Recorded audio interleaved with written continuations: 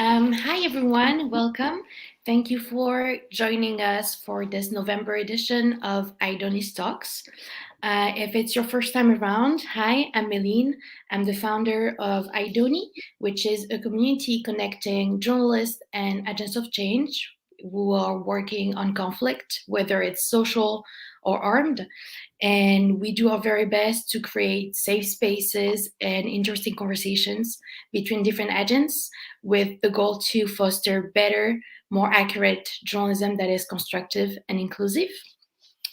Today, we will be talking about migrant women and their stories. As we know, we can hear the word migrant everywhere, especially in the mainstream media. We're almost every day talking about migrant, but very rarely talking to them, and even more so if they're women. So today I have two guests that I'm very happy to welcome, who made it their mission to empower migrant women and to amplify their voices. So I'm going to introduce you to them, and then we can start our conversation. So first, I wanted to introduce Juliana da Penha. So she's a journalist from Sao Paulo, Brazil. You covered hip hop culture and social movements in Brazil before coming to Europe, where you worked with migrant communities, especially women in Italy and Scotland, where you're based right now. You're talking to us from Glasgow, if I'm not wrong. Um, and yeah, you have a background in culture and communication, human rights, international relations, politics, and journalism. That's a lot. And you're the founder of Migrant Women Press, was a migrant woman-led independent media focused on women's experiences with migration. Full disclosure, we know each other. We met at a few journalistic events, and we really enjoyed our conversation so much that we kind of decided to work together. And I'm now a media consultant for your organization. Arielle, we don't know each other, but I'm just as excited to meet you. So, you're the granddaughter of Jewish refugees and immigrants from Poland and Germany to the US, and then your father immigrated to France, where you were born and raised, and then immigrated back to the US. But before that, you worked with several nonprofit and think tanks in India, Israel, and you worked with asylum seekers, refugees, immigrants on issues related to diaspora and transnationalism. Did I get all of it right? Perfect. And you have a background in law with a specialization in humanitarian action and international law. You founded in 2014 New Women New Yorkers, which was the first nonprofit organization in New York dedicated to empowering immigrant women from all backgrounds. Everyone happy? Did I forget any important information? All right. All good. So I'm really thrilled that you both accepted to join me tonight and the people watching us. I think it's going to be a very interesting conversation. Sorry. But before we start, because journalism is about words and it's important to define the terms that we use. We know that media and some people tend to use the words migrants, immigrants, refugees, expats, like all of this vocabulary as if it all meant the same, and it doesn't. So could you maybe define the words that you use in your work and why you chose to use them, please? Whoever wants to go first. I can go first. First of all, I would like to say thank you so much, Meline, for organizing this conversation. It's really nice to be here and meet also Arielle. It's really good to be in a place where we have women doing really important work, also providing space to others to speak. It's really good to know that our work is recognized and valued and that we can express ourselves in space like that. Yeah, it's important to define the terms because many times we see how it creates misunderstandings and also create a lot of issues. It's not so easy because there are different work on that. There are some official definitions, and for example, I I use the definitions for UN or also from the Migration Observatory in the UK, that one organization that I follow to get more research-based information. And then I can say, for example, that asylum seekers are people that are displaced, suffering persecution, and then they don't have their status already recognized. And then the refugees are people that manage to get their status, and migrants are this, I think, is the word that create more confusion because it's broad. Because migrants, we can speak about all these communities, but also is related many times for people that are economic migrants, and then can be used also for students, and also can be used also to define people that are sometimes in the transition for one place to another. And then many times, even if someone is in one place for a really short period of time, they are, for example, many times people that are traveling and then they stay for more than months in one place, they can be considered migrants as well. So that's why I think it's important to bring many perspectives to the discussion, because these realities are really complex. And then there is this discussion that we are having before about the expats. That is the term that more use it for white European people when they are living abroad. And then this is something that it's interesting to discuss also, why there are some words, some denominations regarding of your privileges and then of your backgrounds.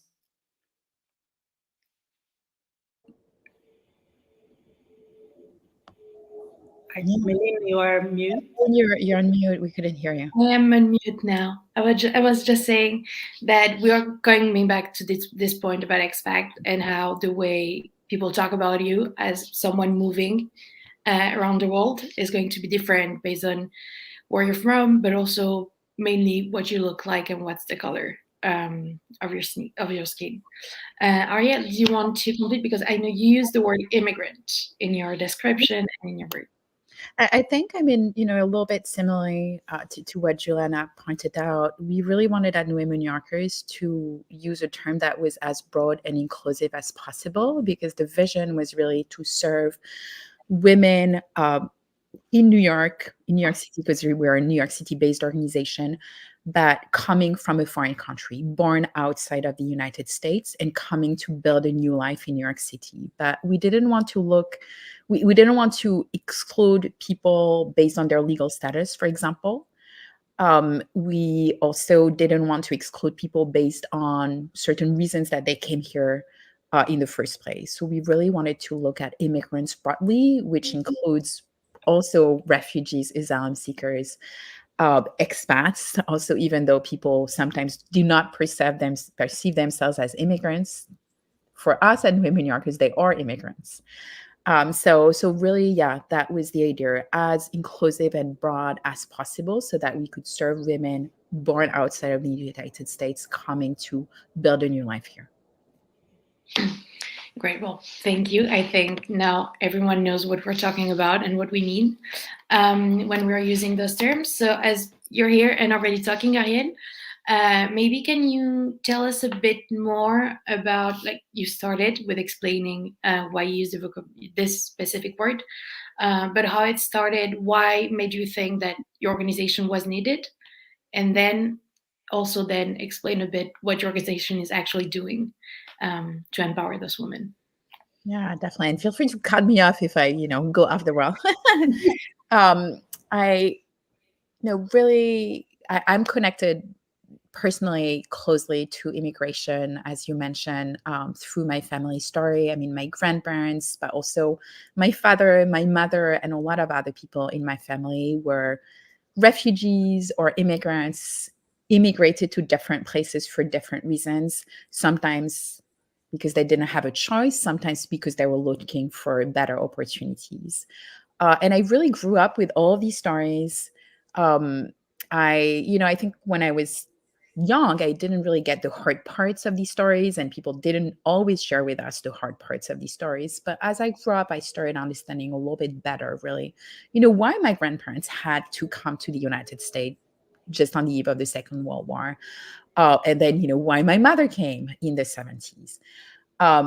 So as I started really understanding better the complexity of the immigrant experience, I don't know, just like something that I wanted to be part of this. I really wanted to um, really try my best to support people going through that experience. And I went through that experience myself as well when I came to New York, even though, I definitely had the privilege of having that connection to New York City already, of mastering to an extent the language because of my family roots here. So the level of the challenges I faced were much lower than other immigrant women who came, but still I did face the challenge of finding employment, in particular in my field of interest. I think I had very naive expectations when I first came here that, people would like see my value, see my experience, see what I could bring to the workplace and hire me. And I faced, the hard reality that for immigrants, for immigrant women and immigrant men, by the way, finding meaningful employment, finding employment outside of low wage jobs, temporary position is really hard when you first come here for different reasons. And this is really how New Women New Yorkers was born, as a nonprofit organization really dedicated in the first place to support immigrant women in finding meaningful employment, sometimes in pursuing further education before they could secure that meaningful employment. And then also from the start, community and storytelling were at the core of our mission as well. We really saw community as one of the secret ingredients to also make our work successful, because it's by relying on community that women would be able to find also work and support each other. And then storytelling was also very important for us from the start, and I'm sure we'll get the chance to talk more about it later during that conversation. All right, thank you. Juliana, can you explain to us, because you have a bit of a different angle on your approach, and that's why I'm very happy that you get to meet. So I think it's a kind of a complete conversation. But can you tell us about why you started and what you do exactly, a bit more in details, please? Okay, just to say, for example, that the when Arielle was explaining why she chose the word immigrant is kind of connected with why I choose to use migrant. Is just because we see many discussions that time to isolate some communities. For example, there are many times that you see that asylum seekers are seen as a threat, as or a problem, and then people use migrants kind of to separating. And then I decided to use the word migrant to reunite and then to discuss this together as a group, and then not discriminating people in any way. And then yes, I make this decision. We are Migrant Women Press, but in that all women that have migration experiences are connected with this project.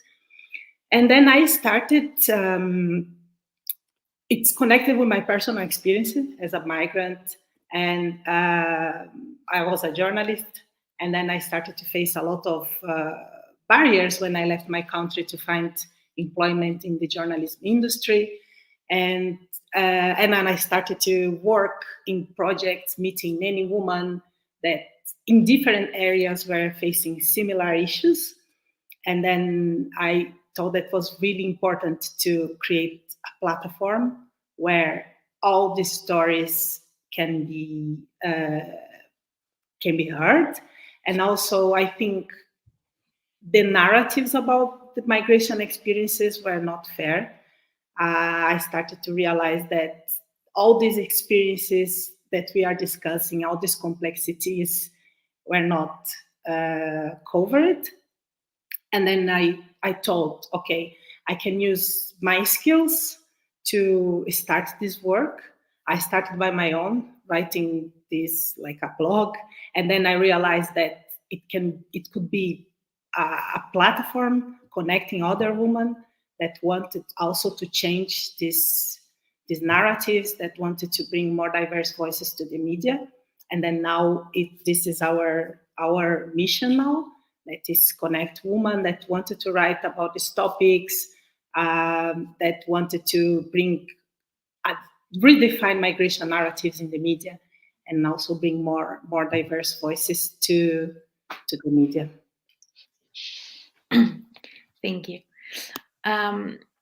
So you already explained a little bit why you wanted to start this, but can you maybe explain for the two of you from your own perspective, because you have different perspective, we're looking at the same community. Why do migrant women need a bit more attention? I'm not sure. I'm loving the way I'm phrasing this question. But which way are we representing this community? Which way are we talking or not talking about them? That might be the question also. Why do they need more help, or with the work that you do, Arielle, or more space in the media and in the narrative that we create around migration? Why do you think we don't leave them enough space? Who wants to go first? I can jump in, and I think I'll connect this really to the work that we do at Women New Yorkers. The reason really we focused on immigrant women was because we saw that, well, yes, all immigrants face challenges, especially when it comes to finding work, but immigrant women face a more acute set of barriers. One of the reasons is that they really juggle multiple roles.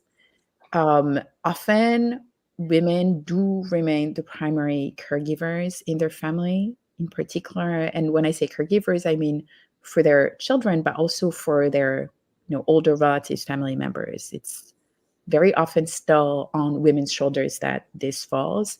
And it does have an impact on their ability to, well, create space and time for their own professional advancement. So that was one of the reasons. I think another reason is that, and it's connected. I mean, women at the same time can play a very important role as well, because they juggle multiple roles, in the workplace, in their household, in their community as well. When you or support a woman, you support much more than just a woman. And I think, the work of nonprofits across the globe have really shown that when you touch the lives of women, you touch the lives of their children, you touch the lives of their other family member, you touch the lives of their communities as well. So I think these are really the two facets of the same thing that really led us to focus on women. Yeah, I totally agree with Arielle. And also I would like to add, for example, also because of numbers, because in the past there are more men migrating and women mainly were following them. And then there are changes, and there are some researches that show this feminization of migration, and now migrant women are half of this number, and there are many women migrating alone, and then they are facing many issues in all their journey during the way that all the things that they face to arrive. And when they arrive in a new country, many issues that they face, and that is connected with all the issues women already face that Arielle mentioned. And then when they become migrants, they have another burden that is being a migrant and all the discrimination these communities might face. And then depending of your identities, if you are a Black woman, it will increase the intersections of discriminations you face. And I think it's important to look at these issues, because as we were discussing many times, I spoke with many women, and they were saying for me, for example, women that are migrants from Europe, they are saying, okay, I face many issues, but I realized that I started to open some doors that women, for example, depending on the countries that they come, it's more difficult to them open these doors. And then, yeah, I think it's important to focus on migrant women, also to understand these specific issues they face because of all their identities. And we talked about this, wanting to come back to that, the fact that not all migrants are treated equally. And actually, often, as you mentioned at the beginning, if you're European, North American, white, you're an expat, you're not a migrant. And I mean, expats are inside of this umbrella term that migrant or immigrant means. But so in the media, when because you focus on journalism and how we talk about migrant women, and or whether we don't talk about them, or how, and if we use stereotypes, do you see also in this the difference of how we treat those different type of migrants, as if some are better treated than others? Yes, unfortunately. And then we can see, for example, migrants, when we are saying about migrants, we are saying about many, many experiences. Students are migrants, for example. And then, yeah, they can be considered. But the most part of the time, the discussions in the media is focused on specific groups. And then this creates a lot of problems, and then increase discrimination. For example, is not all media portrayal, but most part of the times what we see is one narrative more focused on security, border control, and these create this idea that some groups are a threat. And then when you see the most part of the people that are seeking for help and looking for help are from specific countries, and then this is really complicated. And then many times, for example, people from specific countries, as we are saying, that are also migrants from North America, from European countries, and then they are not included in these discussions. And then this definitely create divisions. And then I believe when we started our project, one of the ideas is to challenge it, to create a space to women tell their own stories, so people can see the complexity of the experiences that women face. For example, although we are focused on migrant women experiences, we have contributions from women that are not migrants, but they write about these topics and they bring interesting discussions. For example, there are one contributor that is a British woman, that she was volunteering in the Balkans, and she brings really interesting discussions. And I think it's really important to bring different perspectives in the discussion.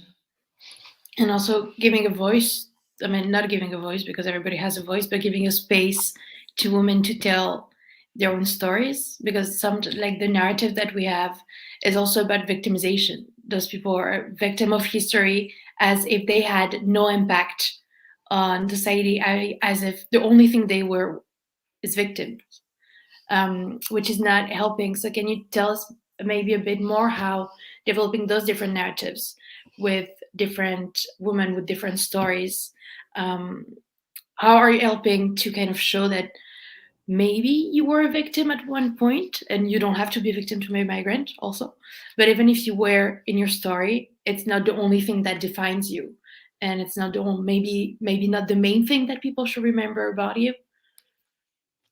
Yeah, definitely. This is really important. For example, I come out with the stories of women, for example, that they arrive in really difficult situations. And now they found organizations that are helping other women. They get their opportunity to get educated, are creating space for others. And then we don't see these stories. It's not only to show, for example, or the victim or the superwoman. It's just to show the different perspective that exists, because each one of us have a story to tell, have an experience, and it's important that the media create the space to we see the diversity of experience of people. For me, it's really important humanize these discussions and not only show people as numbers, as just data, but also people as as they are. For example, create a space where women can tell their own stories, and also provide opportunities for women that, for example, were disenfranchised and then didn't have the opportunity to write these stories as well.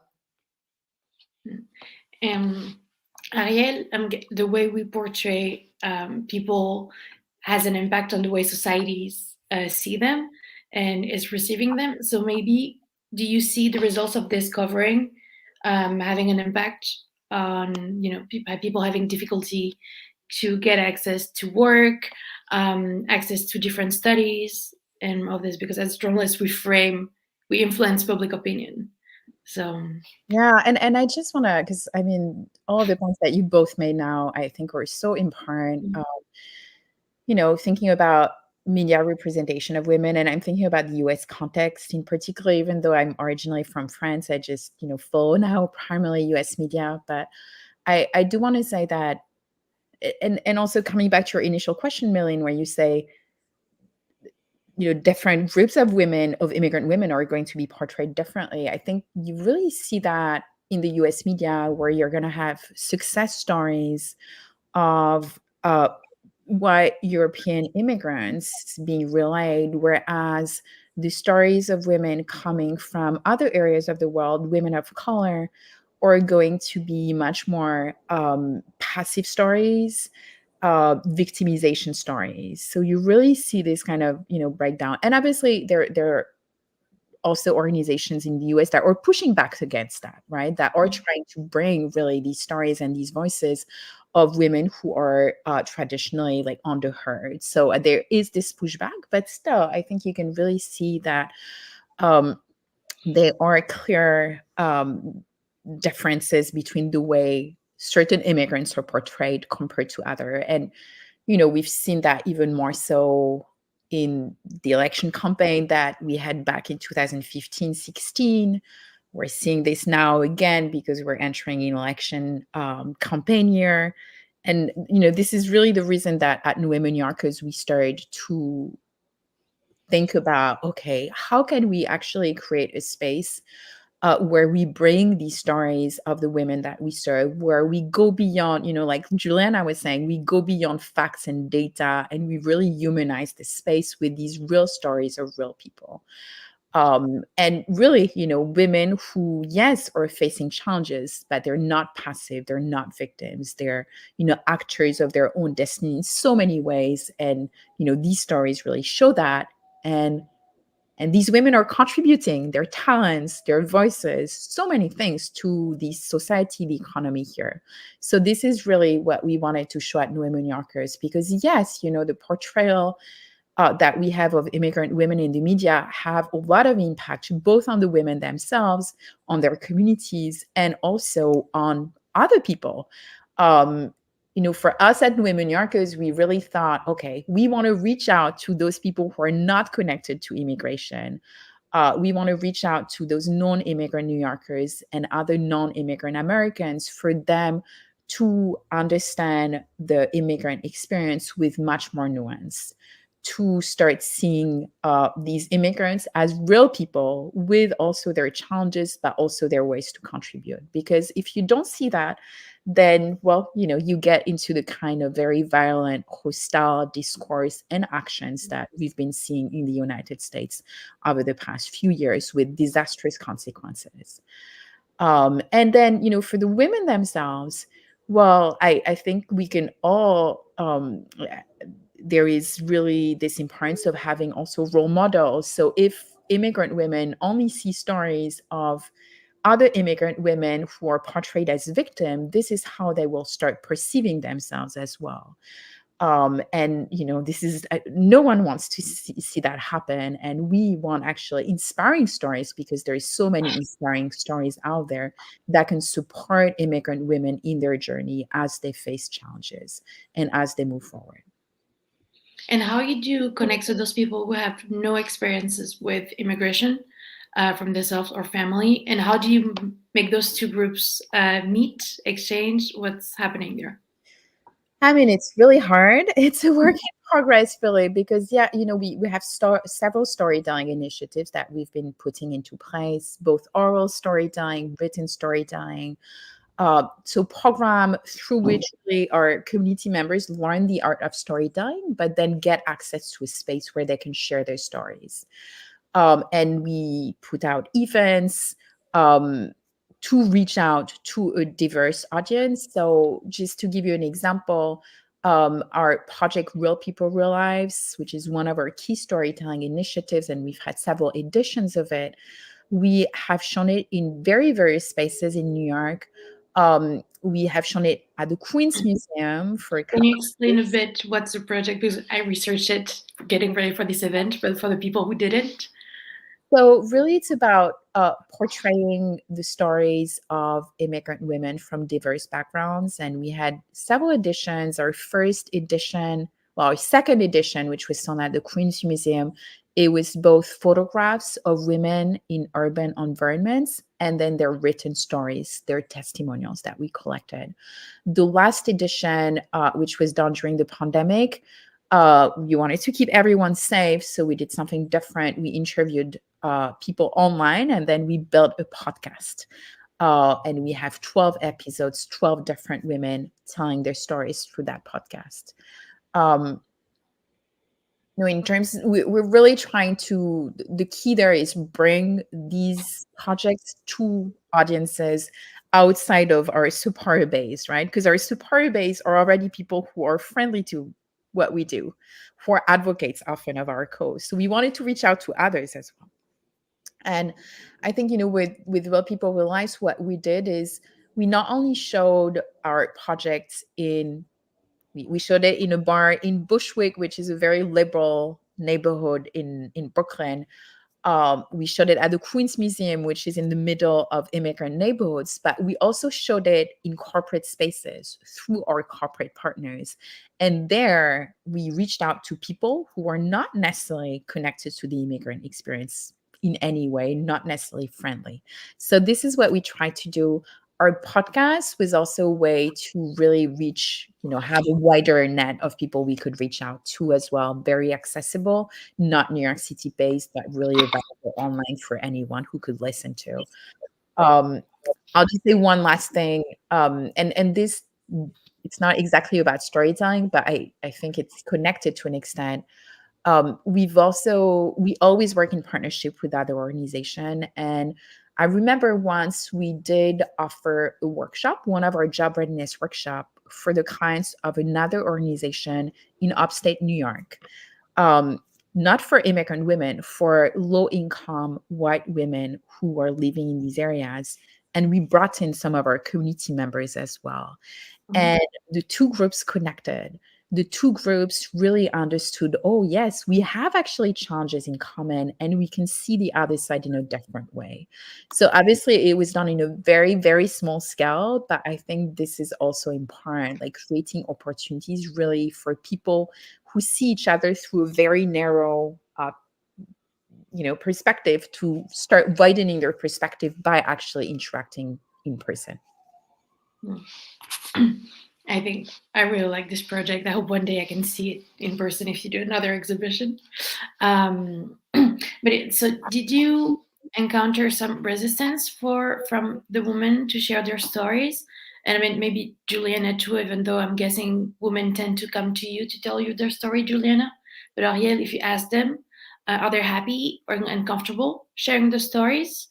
Or do we need to do a bit of work to show them that it's okay, and it is interesting, and they are capable of doing it. So I would say, I mean, we always like, we never push anyone, and it's Mm, really more of a voluntary thing. So we're, for the real people, real lives, we really published information about the vision of the project, and then people started expressing mm, interest. What I find though, which I think is interesting, is very often the women don't understand the power of their story because they've, you know, so for so long they've been really taught, or they've really seen that their stories are not especially important, especially in the way they want to say them. So I think this is what has been impactful with our initiatives. It's also the women really understanding the power of their stories and gaining confidence in their stories, in their experiences. And this having other, ripple effects on other areas of their life as well. mm. Is this something that you experience also, Juliana, maybe with the work you did and encouraging journalists who are maybe migrant themselves to tell their stories, or stories that nobody would want to publish or listen to because they think, like, who cares about this part of the community or this angle on the story? In our case, there are different uh, different perspectives because we have, for example, contributions of women that they want to tell their stories, but they never write, they never wrote, and then they say, no, they feel disencouraged. And then I say, it doesn't matter. This is your platform. It's for you. Write, and then I will help you. We can work on that together. And then there are many cases that are women that are journalists or they're writers, and that they didn't manage to have amazing pieces published in other places. And there are also women that are academics that they wanted to speak about personal experiences they have. And there are different situations, but in many cases, I see that there are many women that they never wrote, and then I am really happy to be the platform for this woman as well, because in when I was trying, for example, to enter in the journalism industry in Europe, I have a lot of issues to get my piece published, and when it was published, it was really really good for me to build my confidence, and then to keep believing that it's possible to be working in this field. And then I heard feedback from other women that they say the same. For them, it's really important to have a platform because there are many stories that we publish that probably will not publish in other places. So that's why I believe it's important to have this platform to don't get these stories lost. And many are from really personal perspectives. Most part of the contributions we have are opinion pieces. And yeah, and then I see, for example, looking at the media, sometimes I think, wow, who will publish this? It's so important, but in the way that we see things, it's sad that there are not many spaces to these stories get published. And but we also want to have more support to create kind of media training so women can go more in deep in reporting and create more stories, more investigations, because there are so many issues happening, and then it's important to cover it as well in a more journalistic way. But as you know, we are struggling to maintain independent media projects. It's really difficult to have financial support, and then to do this work to require more financial support. But step by step, we are getting there. And you will, no doubt. But I'm interested in the when you said that some women want to write their story, but they never wrote. How do you help them get to that point? Because I mean, you and I are journalists, so we know that writing can be difficult at the beginning. But I find it weirdly even more difficult when it's about you and your story. I'm fine writing about wonderful people or like very important events that happen because it's not too personal. but I'm really bad at writing about myself.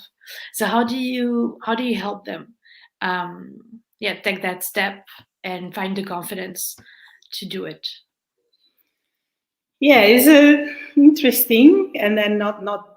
It's a more complex in this case because I have to put more effort, for example, and then take some time. Some women send some drafts, and then we review together, and then I send. There are many backs and forwards, and but the most important thing for me is that is their voices there. So I in these cases, in these more personal accounts, more personal essays or opinion pieces, it's important that it's their voices there that I will not change that much. But and then it's interesting in our case is that there are many. For example, recently we received a contribution for a woman that she was attending one project, a music project, and then she wanted to write a piece, and then she asked for someone to contact us, and then she sent her piece, and then we started to discuss by email, and then was like that. In future, I would like to have more support to organize maybe workshops that women can come, and then we can invite someone that have more creative writing skills to support them. But yeah, as you said, writing is really complex, and it's not an easy process. But I think starting from this point that is their voices, is their work, that I will not interfere that much because I want to they feel comfortable with what they are writing, and then that is their work in the end. Mm. I think it's also about diversifying the voices that we're used to seeing and hearing, whether it is in the media or in exhibition or whatever both of the organizations do, because all the media kind of sound the same when you read or you listen to it, same words, same vocabulary, and I find it so much more interesting when you can really hear the person's voice behind it. I just had an experience in my organization. We publish articles, and we have journalists from 15 different countries. And last time we had Richard, our journalist from South Sudan, who wrote, and someone texted me to say, I love how from the very first phrase you can see that it is someone from this region in the way he narrates the story, in the way he introduces their characters, because they're not just people he talks about; they become characters in the way he writes. Um, so I think it's really interesting. Is it something that maybe Arielle? I don't know if you're the one. Maybe not because your organization is way bigger than ours, but you're the one taking care of the storytelling project, or is it something that you discussed to help people find their own voice and keep them, or starting whether No, I can definitely speak a little bit on that. I mean, storytelling is really something that is so valuable. I'm very closely involved in the storytelling programming of the organization still. We just had actually our second edition of our memoir writing workshop series. So it's a series of 6 very interactive workshops that were facilitated by an immigrant woman storyteller herself, with a group of like up to small group of women, really about how can you use creative writing techniques to write about your own story. And Million, you were saying that for you it would be difficult to write about your own story. So I just wanted to share something that I heard in the workshops, which I really resonated with me also personally. A few of the women shared that actually writing in English about their story, mm, um, well, it was interesting actually, because on the one hand, it made it sometimes easier to write about certain chapters of their life that were difficult, because it created a little bit of distance because it's not their language. So I don't know. It's, for me, sometimes it's easier to talk in English about things that were hard or feelings, because yeah, the language creates a little bit of distance. Like the words don't sound the same in English for me than they would sound in French. Um, so I think that was really interesting. At the same time, something that came back in our discussion during these workshops is it's hard also sometimes to find the exact words to describe something attached to the culture of your home country. There are certain things that are untranslatable in another language in some ways. But this is where, I remember the facilitator was like, well, you don't have to use only English. You could bring some words from, your country, from your culture as well. And people don't necessarily need to understand these either, because that can be part of the experience of reading as well. So I thought that was really interesting too. I, I think for the women, again, it was really an experience of introspection. It was really a journey for themselves. And then for the audience, a lot of people come out of our event saying like, oh, wow, I had no idea, like I never thought about the fact that, yeah, these are the stories of the women. And I do want to say something else that I think you mentioned, Milene, is in our storytelling programs, we don't talk only about the immigration experience. On the contrary, we let the women really choose the story that they want to share. And sometimes it has to do with the immigration experience, with their journey.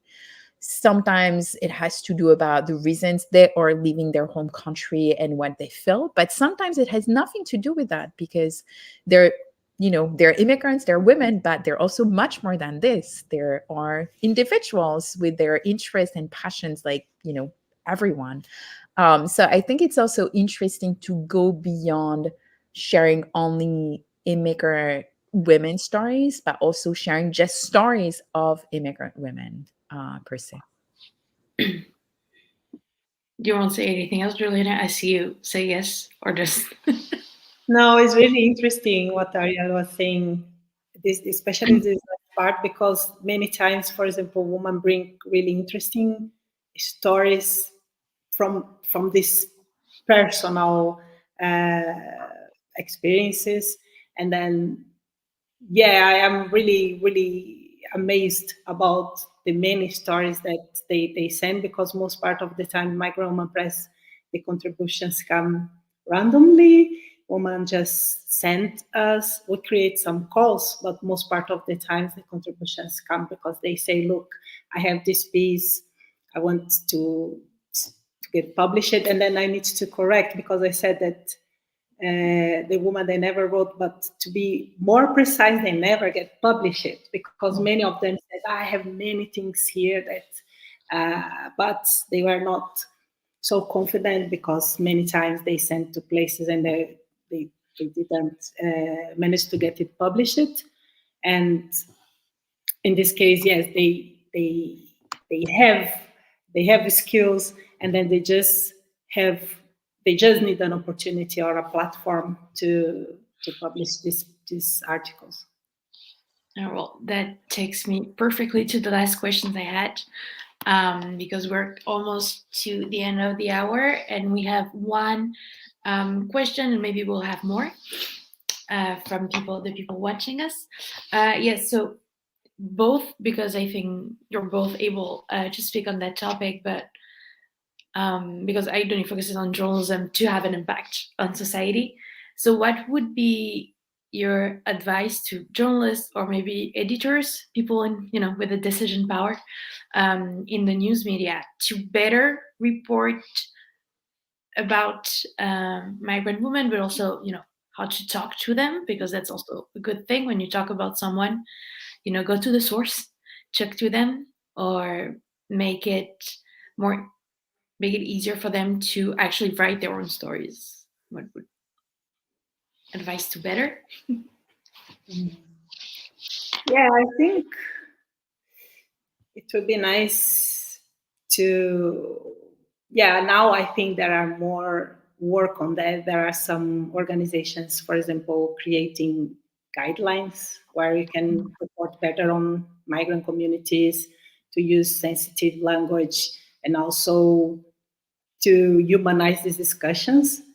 And especially, I see that there are, for example, in many ways, we still see language that it's creating more harm. For example, use illegal migrants in these discussions is really complicated, for example. And then maybe if you are more aware of these discussions, you not use this language. And also follow organizations working on these fields, follow these discussions, follow the work of people that are reporting on that for a while. There are some journalists that are dedicated to report on migration, and then they can bring a more broad perspective on that, and also help people to understand better how to report on that. And then I think it's part from this the perspective that we are speaking about humans, about people, not, as we are saying, not only about numbers, not only about, and it's really important to understand that and educate ourselves more about this topic, because migration is really complex. More and more, I realize how I need to keep updating myself and learning. But not only that, speaking with people to understand better their perspectives. If you are a journalist, we need to do that. We need to speak with people to understand more, keep updating ourselves, reading, studying, and then, keeping in. It's a lot. I realize for sometimes I feel overwhelmed because migration is the topic that we see every day in the news, and then all the time, and then there are many things going on. But it's important to understand there are some organizations that are working seriously to redefine these narratives, and then to humanize these discussions, and also to bring a more bring the perspectives of human rights for these discussions. And then I think this is important. Thank you. Arielle, did you want to add anything, or did Juliana cover it? I mean, I just want to add, in terms of like my perspective as someone running a nonprofit and receiving media requests, and just like sharing what, like I would receive with pleasure, and I would push back. I can tell you, I mean, we're an 8-year-old nonprofit, but we're still a fairly young and nonprofit with still limited resources and capacity. And one of the things that is often challenging for me with media requests is that they're very last minute and immediate. Like, I need to conduct my interview within the next 2 days to publish my piece next week. And this, honestly, I don't respond anymore to these requests because I don't want to push anyone, and we have a lot of work to do.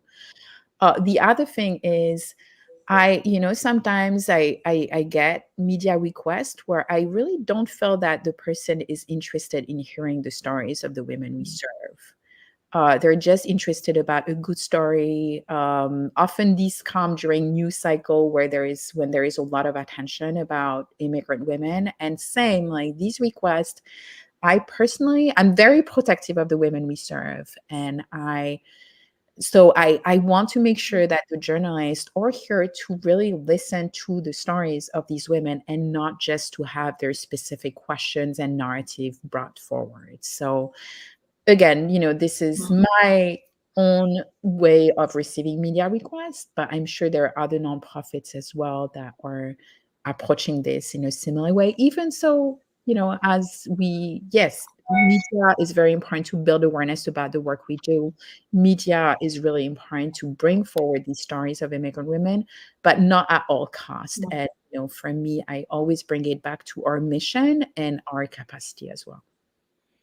Yeah, I think it's good selection process of who you want to talk about. Yeah, to this, I would just add what we were talking about.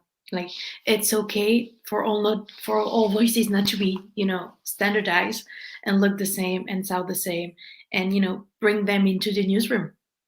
Also, bring people with a migration story, whatever it is, in the newsroom, and in a position when they can have an influence. Well, because like that's the step. Like you have diversity that looks good in the picture, and also inclusivity and inclusion to make sure that everyone has a voice and can influence which stories we put forward. And yeah, just come back to what you both mentioned in different ways, but we can talk to migrant women, but we don't have to talk about migration with them, because they are full and complex human beings like all of us with different aspects to their life. And we tend to forget sometimes. It's easier to associate one person with only one part of their stories. It's just like the word is less messy like this, but personally, I like a messy place. I think it finds much more interesting. So we had one question, and if we have more, we can. We don't have much more time. I mean, not a question, but maybe a remark from Jabberbuck. So we have tried to make an audiorama, but some of the women were worried to share it because some families are still in their countries. Did you have to deal with this? How would you react to that? I know how I would, but I'll let you go first. Any of you?